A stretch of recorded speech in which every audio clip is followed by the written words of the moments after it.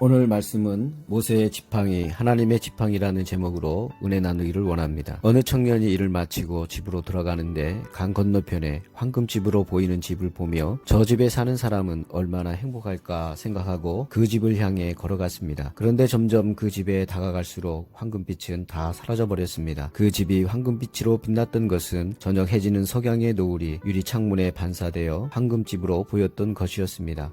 더군다나 이 청년이 다다른 그 집은 바로 자신이 살고 있었던 집이었습니다. 여러분, 이 이야기가 무엇을 말해주고 있습니까? 행복은 멀리 있지 않고 우리 가까이에 있으며 행복은 우리의 삶의 태도에 달려있다는 것을 말해줍니다.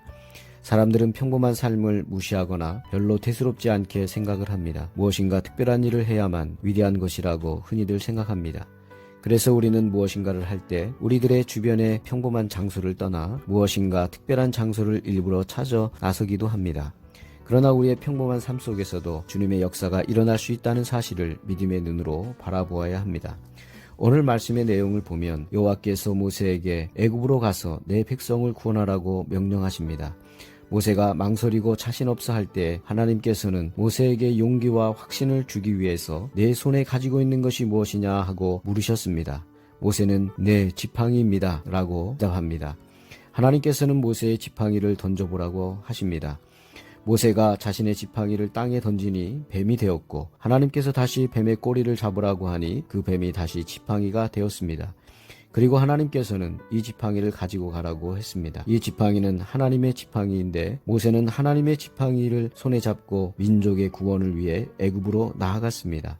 오늘 말씀은 하나님의 지팡이를 붙잡고 간 모세의 이야기를 통해서 은혜 나누기를 원합니다. 먼저 우리의 일상적인 삶 속에서 하나님을 찾는 것입니다. 하나님은 이 지팡이의 표적을 통해서 모세에게 믿음의 확신과 힘과 용기를 주고 싶었던 것입니다. 하나님의 지팡이는 힘과 용기와 확신을 주는 능력의 지팡이입니다.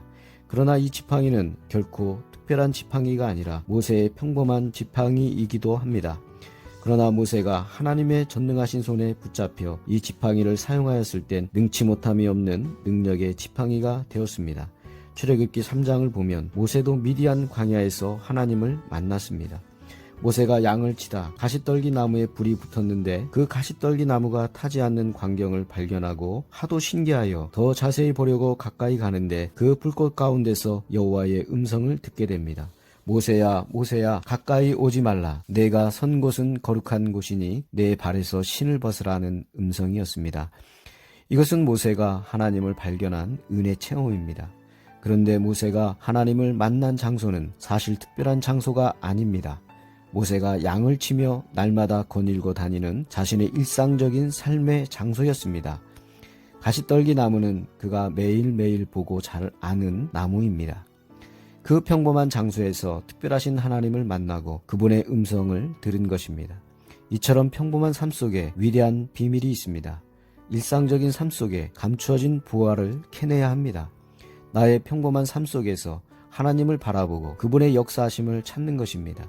절망적인 상황일지라도 포기하지 않고 하나님의 역사가 내 삶의 한복판에 있을 것이라는 것을 믿으며 하나님의 역사를 발견하는 것입니다. 우리가 믿음의 눈으로 믿음의 귀로 하나님을 찾고 그분의 음성을 들으면 우리는 언제 어디서나 하나님과 만날 수 있습니다. 그러므로 우리는 평범한 삶을 대수롭지 않게 그리고 무의미하게 보내며 살 것이 아니라 무엇인가 의미 부여를 하고 살아가는 삶의 방식과 태도를 가져야 합니다.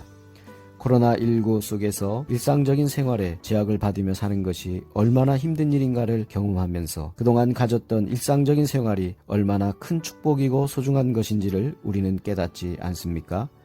일상의 회복을 위해 기도하며 우리의 일상이 회복되면 그야말로 감사하며 살아야 할 것입니다.